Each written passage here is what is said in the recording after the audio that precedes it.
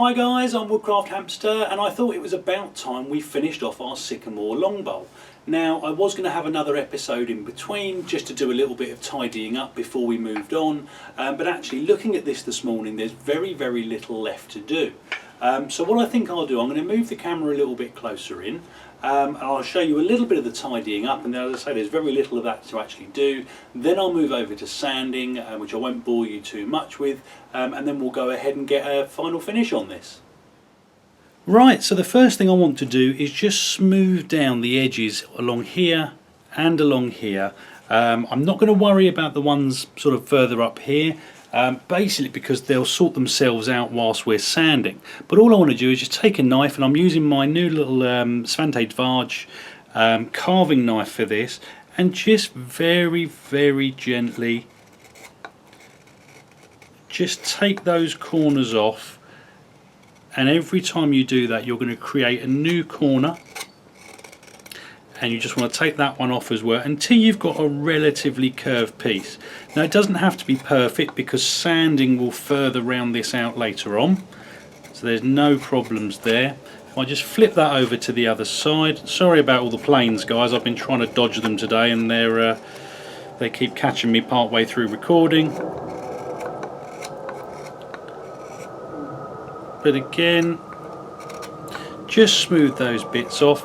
And what I was going to do, I was actually going to try and carve out these areas as well, but actually the more I look at this, although this is not the most pleasing profile, it is the underside of the bowl, and when you look at it from this side, or let's have a look from this side, it actually looks quite nice, so I'm probably going to leave that as it is. Now that's really it for the tidying up. There's a few little areas I just wanted to spend a little bit more time doing some work on, but basically it's just carrying on the curves that you can already see on here. So what I'll do, I'm going to finish that up very quickly, and what I'll do is I'll come back and we'll make a start on the sanding. Right then guys, well that is all the tidying up done. I've sorted out the tops of the handles there, just smoothed them down a little bit. I've also finished off around the back, so here and here, and now really it's just a case of sanding. Now this is probably the 100th time I've mentioned it, but sanding is really not my favourite part of woodworking, but you know, it needs to be done.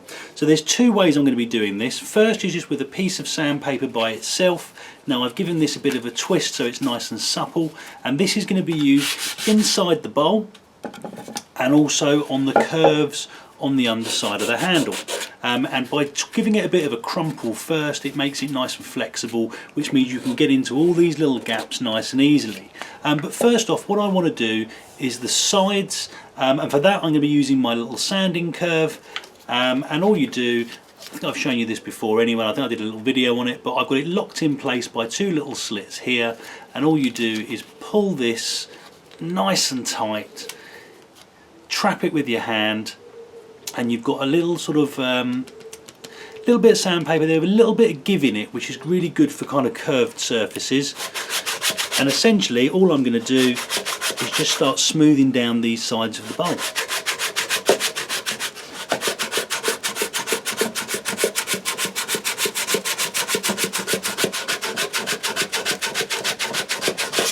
Now again, I'm not going to bore you guys with all of this, so what I'll do, I'll finish up the sanding, and I'll come back when we're ready to carry on with the actual finishing.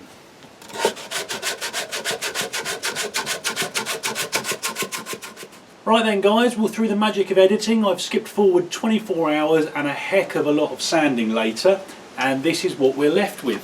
So I've sanded this down through the grades all the way down to a 400 grit, and I think it's looking quite nice as it is. And now really all we need to do is oil it and then wax it. So for the oiling I'm going to be using this, which is walnut oil. It's a little bit darker than what I normally use, which is almond oil, and I think that will bring up a really nice colour on this. Now just before I got the camera rolling, I heated some of this up, not to boiling point or anything like that, just so that it's kind of hot to the touch, and I'm going to start off just by pouring an amount of that into the bowl. It's probably a couple of tablespoons worth, maybe a little bit more. And all I'm going to do is, again, as I normally do, piece of clean cloth, and just start working that in. Now I've got this on just a little bit of clean material so that I don't start either staining the workbench or picking up anything from the workbench, which is slightly more important. And what we want to do is just really let this soak in. So I'm going to use just this on the inside of the bowl and the top of the walls. I mean, I can wipe around a little bit around the side to get some of it in as well. But I'm going to leave this to soak for probably a good 10 to 15 minutes. Let it really work its way into that wood before I tip it over and start working on the other side. So I'll carry on doing this and I'll bring you back once the oiling is finished.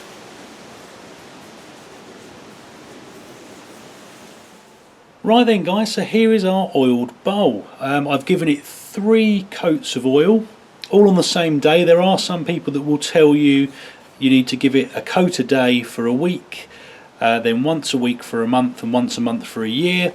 I don't necessarily disagree with that, but for something like this, that although it may end up having food in it, it's not going to be something you're eating out of. It's more something to serve the food from. This kind of coating and doing it all in one day is no problem at all, at least not in my opinion anyway. And what I've done just over here, I've melted down the last of my almond oil and beeswax finish that we used on our little applewood bowl. And the wonderful thing about this stuff is that you can just keep reusing it and reusing it until there's none left. And all I want to do now is just get some of that onto this bowl, start spreading it around on top of the oil coating. And I'll do that very quickly now while I'm talking to you. And again, you don't want too much of it, you just want to get a nice covering on there, not too thick. Just be very careful to make sure it gets in everywhere, otherwise you'll get patches that look slightly different. And a little of this goes quite a long way, so if you do make a sort of a tuna can sized container like I've done here, well, you'll probably get 3 or 4 bowls out of it, plus a few spoons and any other things that you're wanting to do.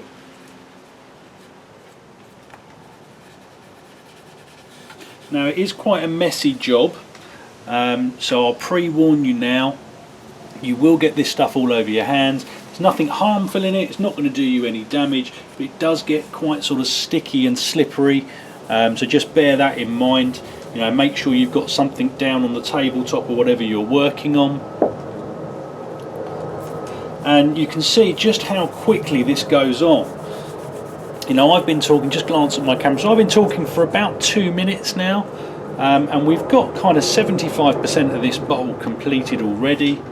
And that's the joy of this stuff, is you just kind of slather it on. Takes a little bit more time buffing it off later on, but you know, that's not a problem. You know, one of the joys of wood carving is you've generally got a fair bit of time to do things.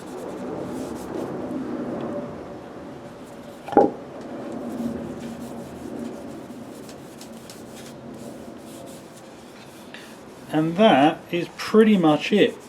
And all I'm going to do is just leave this for probably 20 minutes just to let this wax set and solidify. I mean, it's a relatively mild day out. You know, it's not hot, so it's not going to stay wet for too long. Obviously, in colder conditions, you need to work sort of as fast as you can, because the wax will start to set as soon as it gets cold. And that's it. So what I'll do, I'll give this just a little bit of time, I'll come back and we'll do the final buff off. So that wax has been sitting and setting for the last 20 minutes or so, and it's now kind of just slightly tacky to the touch, and all we need to do is take a piece of our nice clean cotton cloth and just start buffing this off. Now I won't bore you through the whole lot of this, because it does take a little bit longer than it does to apply, but really what you're doing is removing the outer layer of that wax and sort of just buffing it off to a high shine. And the friction created by the buffing, you need to be sort of fairly harsh with this.